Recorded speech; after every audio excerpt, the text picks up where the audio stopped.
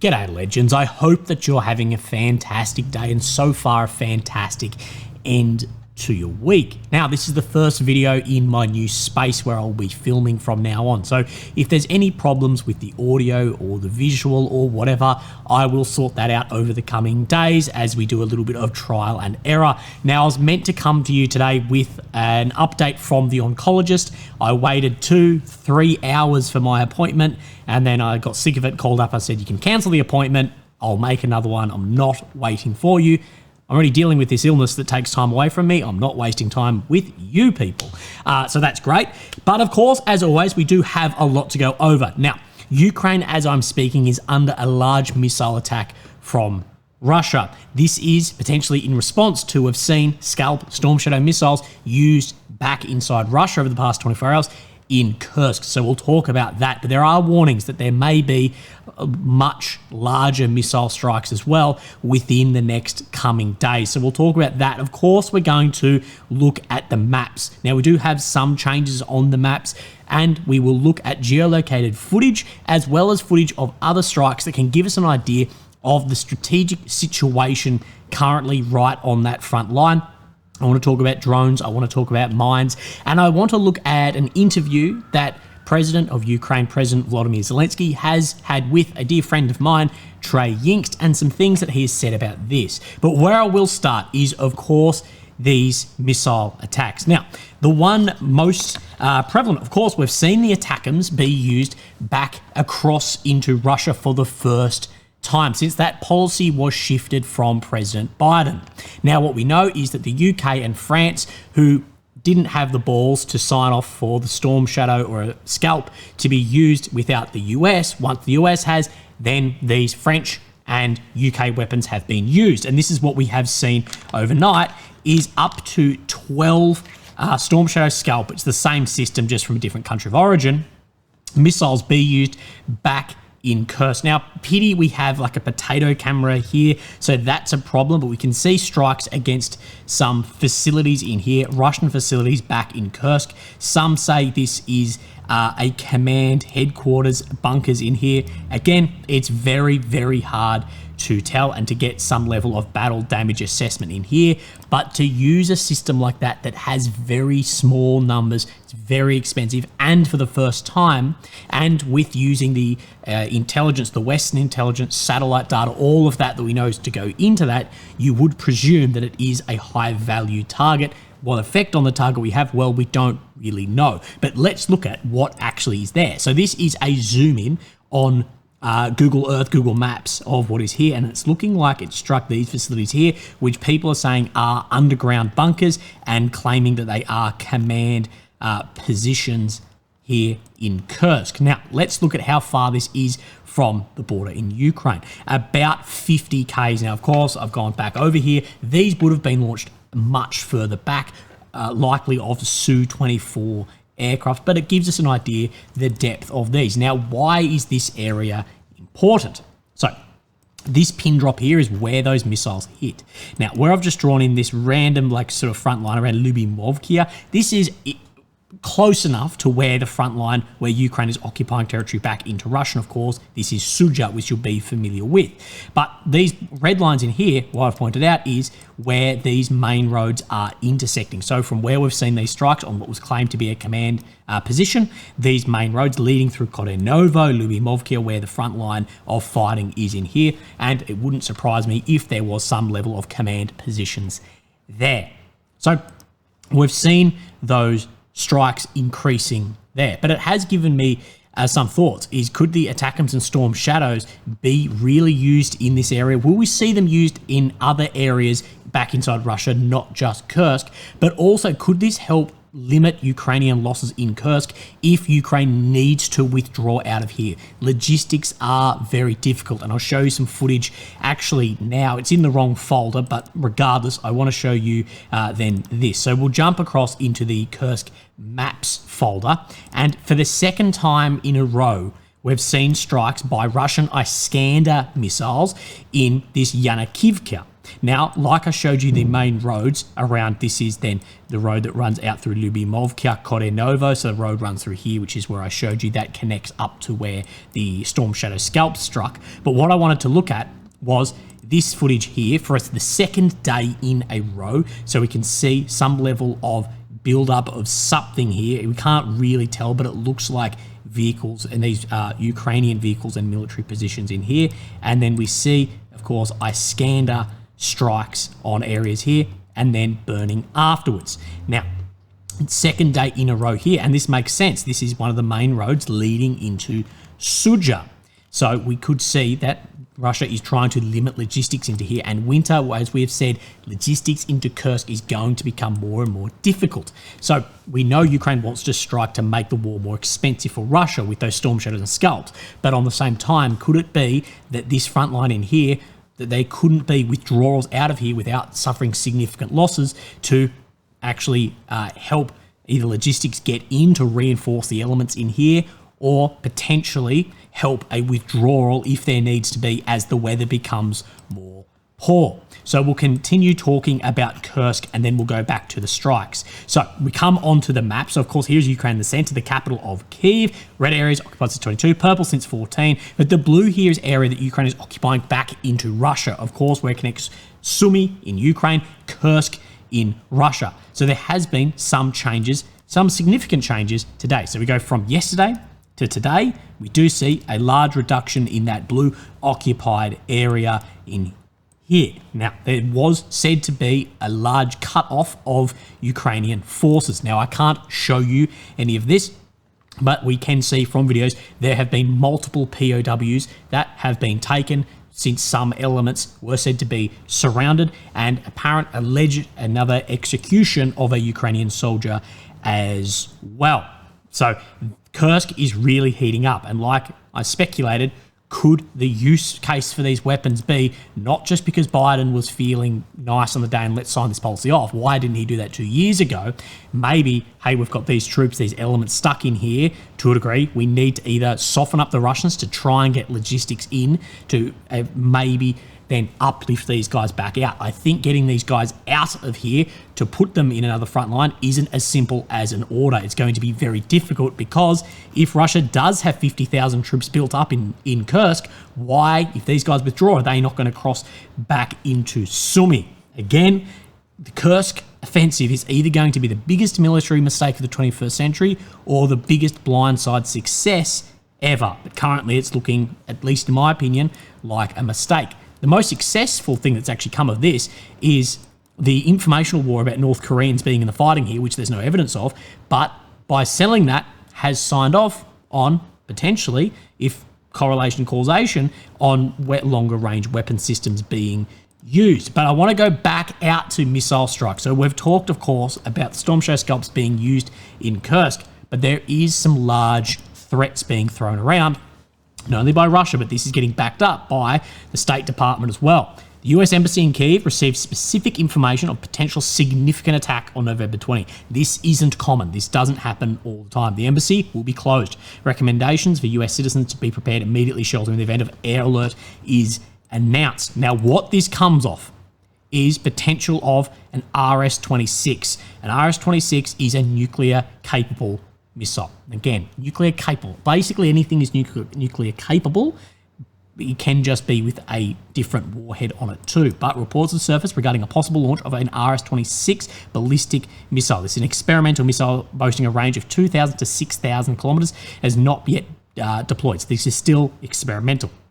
There could be preparations for a launch in this area. What you and I have spoken about is Russia has a lot of nuclear rhetoric. They talk about this a lot. Saber rattling, threats, however you want to look at it. What you and I have spoken about a while back is, could we see Russia launch some level of nuclear, typical like missile without the warhead on it, whether it's an RS-26, whether it is the bloody other one, the large one, the Satan, without the warhead on it, but has a bit of a show of forces. No, we are really serious about using something like this, because of course the doctrine changed from the Kremlin around nuclear weapons right on the time the US changed policy around the ATACMS, and then following the UK and France as well. You and I have spoken about this a couple of months ago. Could we see a strike with a weapon with no warhead on it as sort of an ultimate last warning, sort of warning shot? These are designed medium to long-range ballistic missile capable of bypassing advanced missile defense systems. ICBMs are incredibly difficult. This sort of bridges the gap between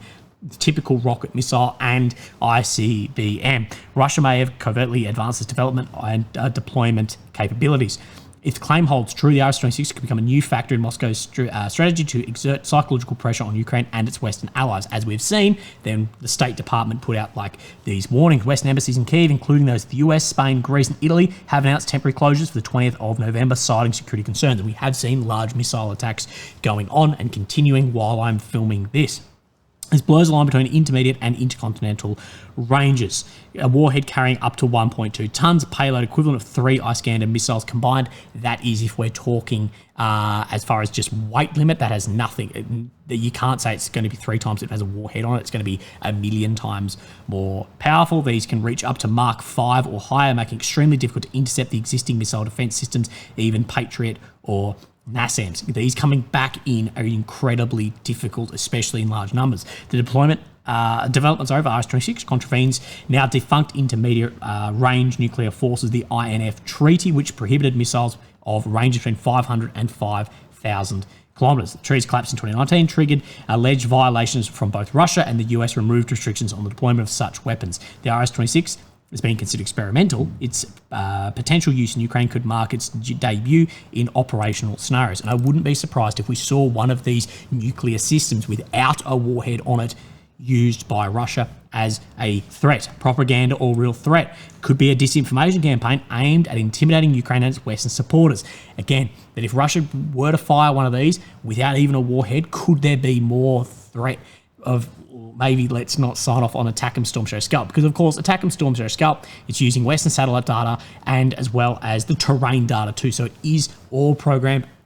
The line between what is a Ukrainian strike and a Western strike is so blurry at the moment because it's Western satellites, Western operators, Ukrainian maybe pushing the button, but there's a hell of a lot in this at the moment. Strategic response to ATACMS strike. Of course, the use of ATACMS, which we have spoken about. Putin updated that doctrine that we spoke about, and what it says is conventional attacks by a country that isn't a nuclear power, but is backed by a nuclear power, or supported by a coalition that is a nuclear-capable coalition, aka NATO, that it could then respond with nuclear weapon systems. Implications for Ukraine and Western allies. If launched, RS-26 could test Ukraine's air defense systems to their limits. With the amount that we've seen going in from drones to missiles, I would hate to know the capacity of Ukraine's air defense missile interceptors, because God, there's been a lot going in and a lot of interceptors going out. These interceptors and air defense are not designed to counter intercontinental ballistic missiles, and this class RS-26 high-speed, unpredictable trajectory would pose a significant challenge. The deployment of RS-26 would likely trigger a reassessment of their military diplomatic strategies, the missiles used, underline the need for further advanced air defense systems, possibly greater involvement of Ukraine's defense infrastructure. What they've missed in this is or calls for a negotiated settlement. I've seen a lot of people online who normally don't talk about Ukraine-Russia at all, seeing nuclear doctrine change, seeing these threats, seeing then ATACMS Storm Shadow used, going, oh shit, this is escalating very quickly. So yeah, it may trigger some more offensive responses, or it could then trigger more of a negotiated response. So I wouldn't be surprised if we saw one of these without a warhead fired in. Now, again, every time Russia fires in missiles, Ukraine gets data on those missiles to make the air defense better, learning to intercept those, but it goes the other way too, learning to get around those air defenses. That's why Russia is sending in drones to look bigger than they are, so they're adding bits of like metallic to them, so the radar signature is larger, and these are decoys to try and find out where these defense systems are and ways to get around them. So it's this struggle at once. But these RS-26 is going to be a brand new system, but taking the knowledge of where those air defense systems are as well. So the first ones could have a lot more success. Will it have a warhead or not? I think highly unlikely that it will have a nuclear warhead on it. I think it'll be a conventional warhead, but on the body if we saw something like that being used, or This is just a large information campaign to drum up more support of weapons into Ukraine as well. So let's talk about drones and mines. So we have talked about a lot of these fiber optic drones being in use not only in Kursk, but now in occupied areas as well. And most of the footage has been successful strikes upon Ukrainian vehicles. But we have spoken about the limitations of a drone like this if it gets snagged or caught up, that it's still just a fiber optic cable. And this is the first footage I've seen of one of these seemingly then losing connection. And like I've spoken about, and spoken to friends that work directly in the drone space and development of drones, that one will not replace the other. There are use cases for direct umbilical connected fiber optic drones, and there are use cases for radio controlled drones as well. One's not going to take the other. So I've seen heaps of people go, oh, these are useless now. Well, they're not. I've seen all the vehicles, including Abrams, that they have taken out. But there's going to be then different use cases for different missions. This is something else that I've talked about before, but I want to talk about again. Joe Biden has authorized the provision of anti-personnel landmines to Ukraine, a step that will bolster Kyiv's defenses against advancing Russian troops, but has drawn criticism from arms control groups. Now, one thing I've pointed out before is the massive use of anti-personnel mines absolutely everywhere by Russia and by Ukraine. Ukraine signed the Ottawa Treaty in 1999 and ratified it in 2005. Now, the Ottawa Treaty, this bans the use of stockpiling, producing, and the transfer of anti-personnel landmines and obligates states to destroy existing stockpiles. And Ukraine signed and ratified this, and NATO also gave Ukraine $10 million to support the destruction of these. One of the biggest bangs of this war has actually been when a Russian missile hit that stockpile that hadn't been destroyed. Now, nothing is going to happen with this. The Ottawa Treaty is obviously not going to be enforced. Russia's using them. Ukraine's using them, although Ukraine has ratified this.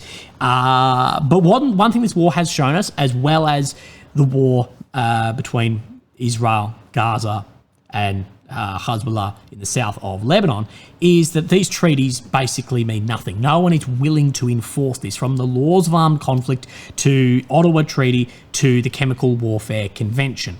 We see Ukraine accusing Russia of using K-51 chloropicker and riot control grenades.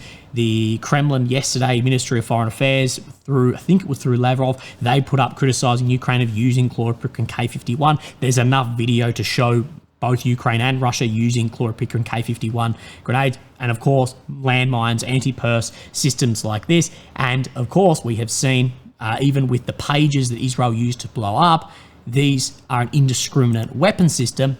No one is willing to enforce some of these treaties, and some countries haven't signed or haven't ratified positions, but we have seen that there's not going to be enforcement on this. Now, before we look at the maps, a few things I want to talk about. So this is with Trey and Zelensky here.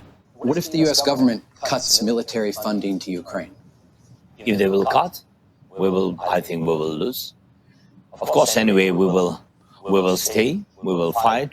We have our production, but it's not enough to prevail. So if the US cuts, Zelensky says, we will lose, but we'll continue to fight. My question would be, but if you know you are going to lose, is there some level, if the US does cut, that you can save something? Can you save 80%? Can you save 60%? It's better than losing absolutely everything, or maybe I'm losing my way of fighting till the end.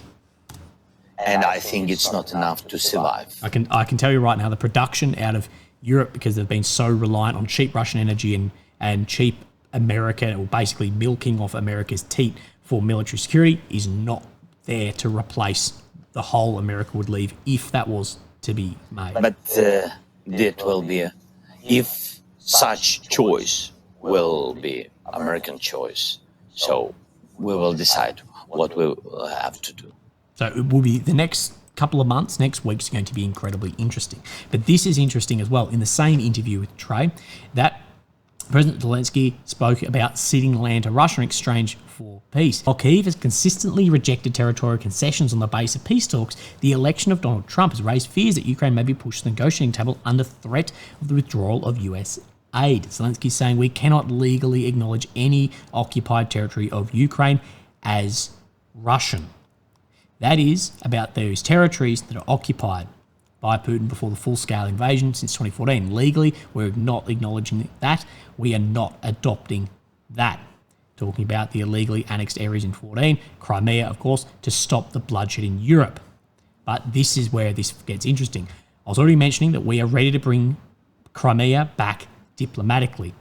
We cannot spend dozens of thousands of our people so they perish for the sake of Crimea coming back. We understand that Crimea can be brought back diplomatically. Now, firstly, I have no idea how diplomatically Crimea is going to be brought back to Ukraine, but Zelensky seems that they understand that it can be. But this is something I've spoken about, is militarily the actions of going into Crimea, just getting into Crimea and fighting in there is going to be unbelievably difficult militarily. There's really two ways in. Those that say amphib, those that say paratroop have probably never served in the infantry and looked at how operations like that would look, especially in modern warfare. And what I've said is I believe if Ukraine did go for Crimea, regardless of where it got to, it would likely be Pyrrhic.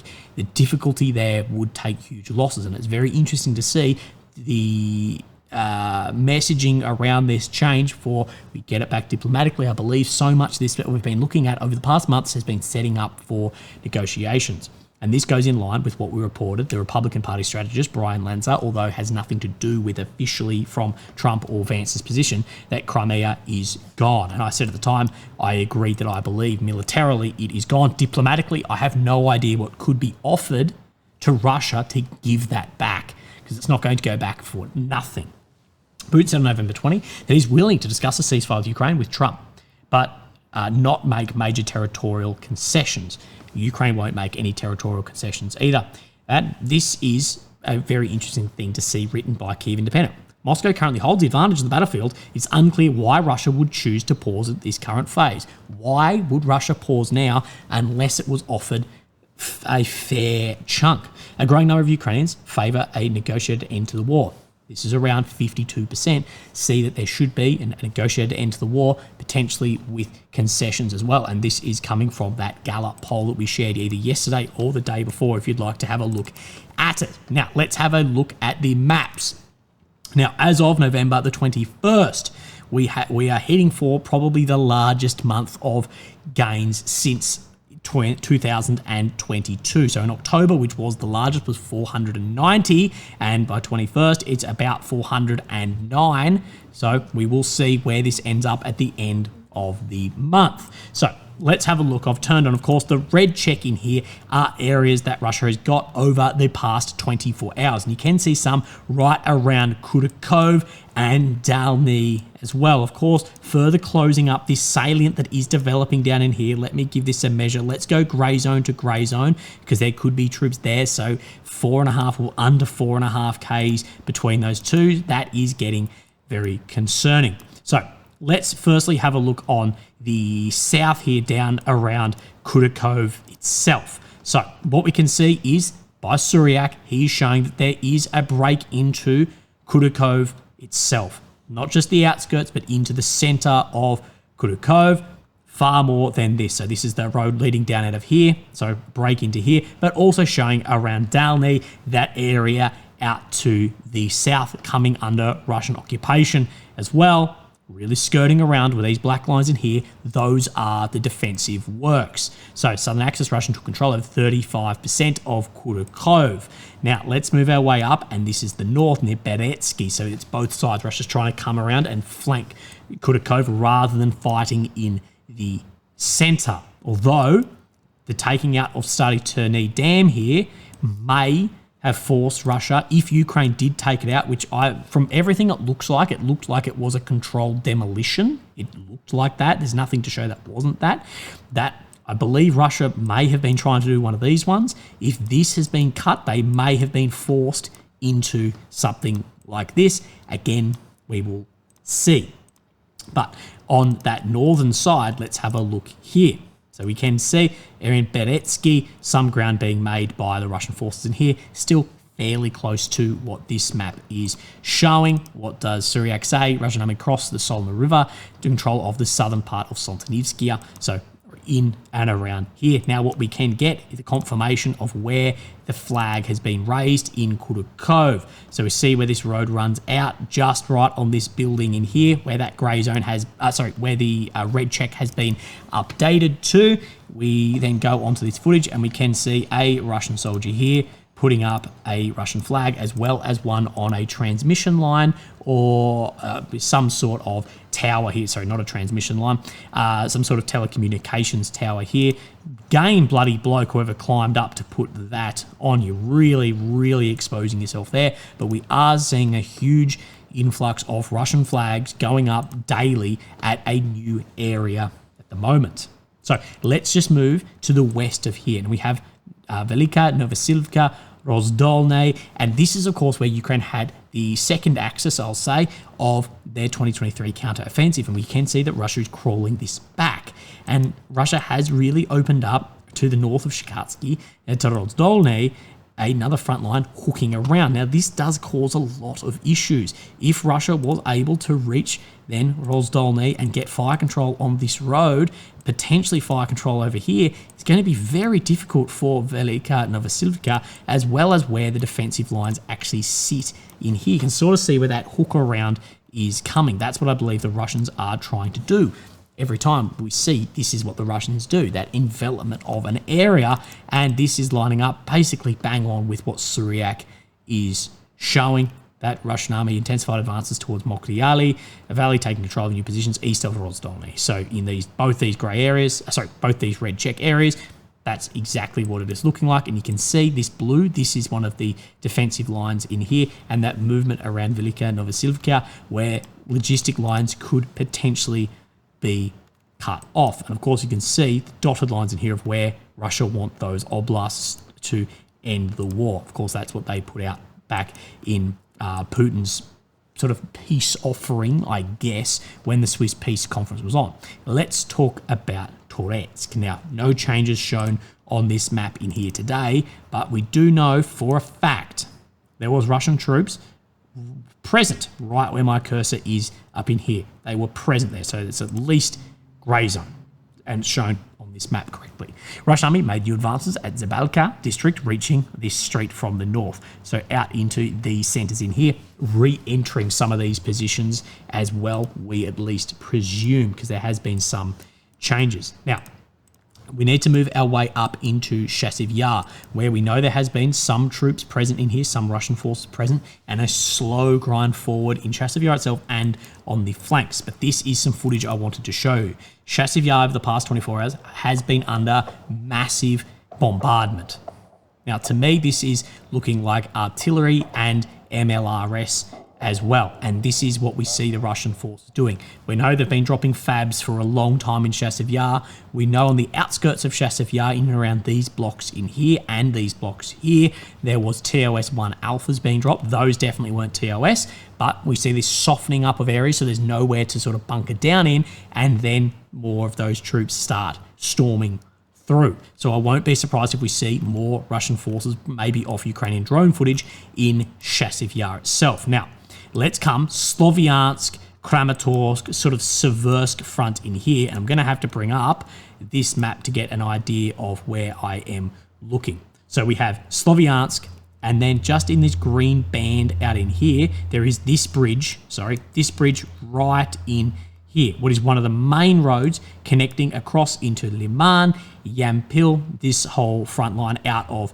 Sloviansk, of course, running through to Seversk. Now, what we have seen is, wrong video, a Russian missile take down one of the pontoon temporary bridges sitting in this location here. So you can see the main bridge has already been destroyed on both sides, the two bridges, and then a missile taking down this pontoon bridge and being impassable, at least for heavy vehicles at this point, creating more of a logistics issue like we saw up in Kursk when Ukraine was taking down all the bridges across River Seym through that front. So there are some changes. Again, we know there's massive missile attacks. We know there's warnings that are out, which we haven't really seen those warnings for a while. So there must be something there as well. Again, we will wait and see, and we will talk about it as we go. Legends, have a fantastic day. Hello from the new office. I hope it's okay, and I'll speak to you tomorrow. Thank you. Bye-bye.